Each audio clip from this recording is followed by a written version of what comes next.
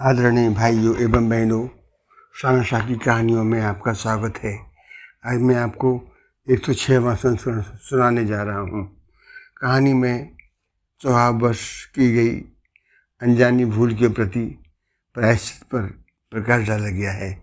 आगे लखनऊ के अमीनाबाद इलाके में पैतृक बड़ा बंगला था, जिसमें रहने वाले केवल 2 प्राणी, पति सुभाष एवं पत्नी सुकन्या। कोई संतान नहीं थी। पास ही फार्म हाउस उससे सटी एक बड़ी बिल्डिंग में चिकन की कढ़ाई का कारखाना खोल रखा था। जीवन बहुत नियमित चल रहा था। एक्सपोर्ट का काम भी जोर शोर से चल रहा था। अच्छी खासी कमाई होती थी, लेकिन सुख भोगने वाला मात्र 2 पति पत्नी। दान पुण्य में भी विश्वास रखते थे। दोनों मुक्त हस्त अन्न, वस्त्र, धन आदि का दान निमित्त करते ही रहते थे। दिसंबर की भीषण ठंड पड़ रही थी। रात 10 बजे बाद दोनों पति पत्नी अपनी मर्सिडीज कार में कंबल भरकर शहर की ओर निकल पड़े। रास्ते में फुटपाथ पर जो भी व्यक्ति सोता मिलता, उसकी ज़रूरत के मुताबिक गाड़ी रोककर कंबल उड़ाते और आगे बढ़ जाते। सारी कंबल समाप्त कर बंगले पर लौटने लगे। बंगले से लगभग 100 मीटर दूर एक असहाय सा व्यक्ति सड़क के किनारे एक पेड़ के नीचे ठुठुर सा बैठा मिला, दिखलाई पड़ा। सुकन्या ने पति को गाड़ी किनारे लगाने को कहा। प्रत्युत्तर में पति ने कहा कि अब तो एक भी कंबल नहीं बचा है, फिर गाड़ी रोकने का क्या मतलब है। सुकन्या ने कहा कि गाड़ी की पिछली सीट पर मेरा शॉल तो है, वही इसको उड़ा देंगे। पति सुभाष ने जब बताया, अरे वह तो बहुत ही महंगा पश्मीना शॉल है, लेकिन सुकन्या ने बिना कोई संवाद के गाड़ी से उतर अपना शाल जो गाड़ी में रखा था उस व्यक्ति को उड़ा वापस गाड़ी में बैठ गई और गाड़ी गंतव्य को चल दी। वह व्यक्ति कृतज्ञता से गाड़ी को जाती देखता रहा। 3 दिन बाद उक्त दंपत्ति जब बाजार से दिन में लौट रहे थे, तो वह व्यक्ति उसी स्थान पर एक कमीज पहने बैठा था।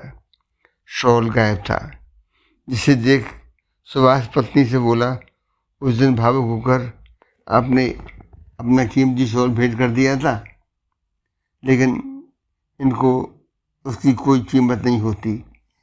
किसी को 100-200 रुपये में बेच दारू में पैसे उड़ा दिए होंगे। सुकन्या ने कहा, ऐसा नहीं है, फिर भी मैं चलकर जानकारी करती हूँ।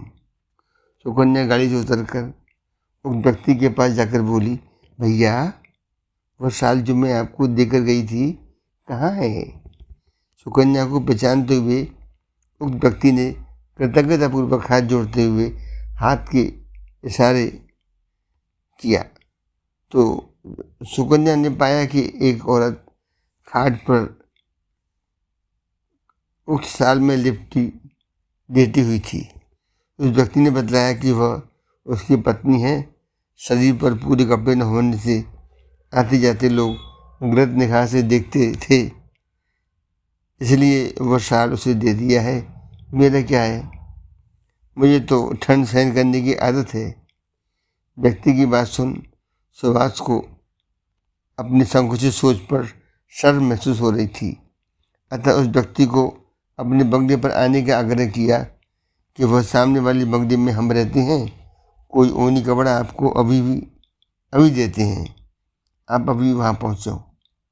उस व्यक्ति सुभाष के सुझाव पर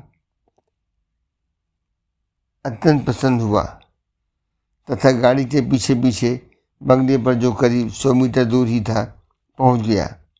इत्तेफाकन सुभाष घर के अंदर पहुँच अन्य कारों में इतना व्यस्त हुआ कि वह यह भूल गया कि बाहर कोई उसका इंतजार करता होगा।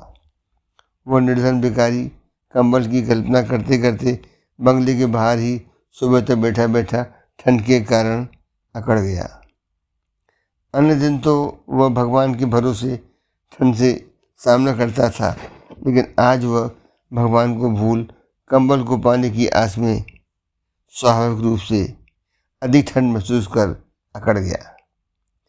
प्रातः सुभाष नृत्य की तरह जब बंगले से बाहर अपनी कंपनी जाने को निकला तो बंगले के बाहर एकाएक भीड़ देख कौतूहलवश जब पहुंचा तो वहाँ रात्रि वाला भिखारी प्रायः मृत अवस्था में पड़ा हुआ था, जिसको देख रात्रि को उसे दिया गया वायदा याद आते ही सुभाष हरकत में आ गया। तुरंत ही भिखारी के पास को नर्सिंग होम में भर्ती करा, उपचार चालू कराया और सौभाग्य से बचा लिया। उसी दिन प्रायश्चित स्वरूप अपने फार्म हाउस को अस्थायी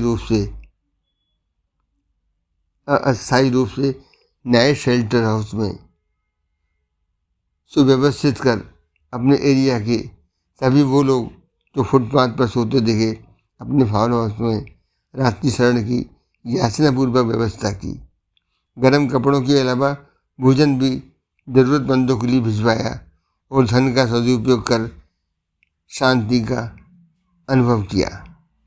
जब हमें किसी कर्म से कड़वे अनुभव हों तब हमें शीघ्र क्षमा भाव अपनाकर भावनात्मक बोझ को दूर कर लेना चाहिए। सुभाष ने वही किया। दुखी जरूरतमंद लोगों की जिंदगी में उम्मीद के उजाले आप भी भर सकते हैं। आप भी इसी तरह चमत्कार करने वाले बन सकते हैं। बंधुओं, मेरी कहानी आपको कैसी लगी कृपया कमेंट दें, फॉलो करें और धन्यवाद।